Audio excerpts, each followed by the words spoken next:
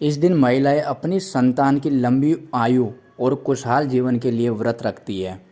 यह व्रत उन महिलाओं के लिए भी खास होता है जो संतान प्राप्ति की इच्छा रखती है। बछ बारस के दिन गाय और बछड़े की पूजा की जाती है। साथ ही बछ बारस के दिन कहानी सुनी जाती है और आज हम बछ बारस की व्रत कथा की कहानी आपको सुनाएंगे। अगर आपने हमारा चैनल सब्सक्राइब नहीं किया तो प्लीज़ सब्सक्राइब कर लें, लाइक और कमेंट करना मत भूलना। तो आइए शुरू करते हैं। एक साहूकार था जिसके 7 बेटे थे। एक बार साहूकार ने एक तालाब बनवाया, लेकिन 12 वर्षों तक वह तालाब नहीं भर सका। इससे परेशान होकर साहूकार कुछ विद्वान पंडितों के पास गया और उसने पूछा कि इतने दिन हो गए लेकिन मेरा तालाब क्यों नहीं भरता है। तब पंडितों ने कहा कि तुम्हें तुम्हारे बड़े बेटे या बड़े पोते की बलि देनी होगी, तब यह तालाब भरेगा। साहूकार ने पंडित की बात मानकर अपनी बड़ी बहू को पीहर भेज दिया। साहूकार की बड़ी बहू हमेशा बछ बारस का व्रत करती थी। बड़ी बहू के पीहर जाने के बाद साहूकार ने अपने बड़े पोते की बलि चढ़ा दी। तब घनघोर मेघ बरसने लगा और तालाब भर गया।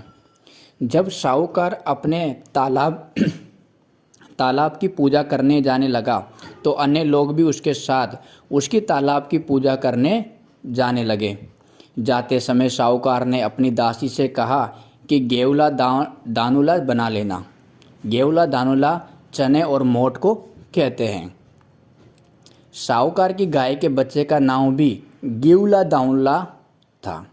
उस दासी ने गाय के बच्चे को ही गेवला दानुला समझकर पका दिया। साहूकार और साहूकारनी गाजे बाजे के साथ तालाब को पूजने लगे।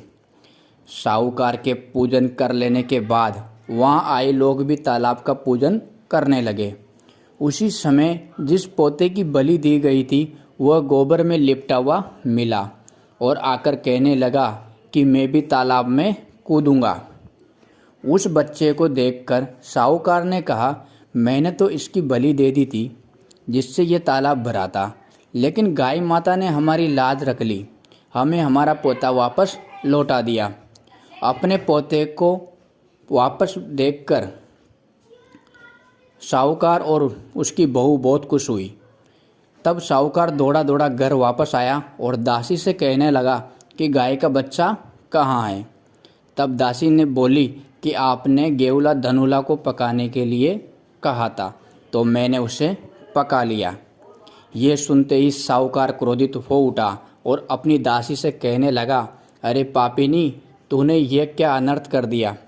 अभी हम एक पाप उतार कर आए, उससे पहले ही तूने दूसरा पाप हमारे को लगा दिया। साहूकार अपना सिर पकड़कर बैठ गया। साहूकार और साहूकारनी सोचने लगे कि अब गाय आएगी तो उसको क्या जवाब देंगे। साहूकार ने एक हांडी में गाय के बच्चे को डालकर खड्डे में दबा दिया। जब शाम को जंगल से गाय वापस घर आई तो अपने बच्चे को ना पाकर चिल्लाने लगी। खड्डे में दबी हुई हड्डियां को खोदने लगी। जब गाय ने हांडी को खोदकर निकाला तो उसमें बछड़ा निकल आया। जब साहूकार को पता चला तो वो भी बछड़े को देखने के लिए गया तो उसने देखा कि बछड़ा तो अपनी माँ यानी गाय का दूध पीने में व्यस्त था। तब साहूकार ने पूरे गांव में ढिंढोरा पिटवाया कि सभी स्त्रियों को बछ बारस का व्रत करना चाहिए। हे बछ बारस माता, जैसे साहूकार की बहू को दिया वैसे हम सभी को देना, हम सब पर कृपा बनाए रखना।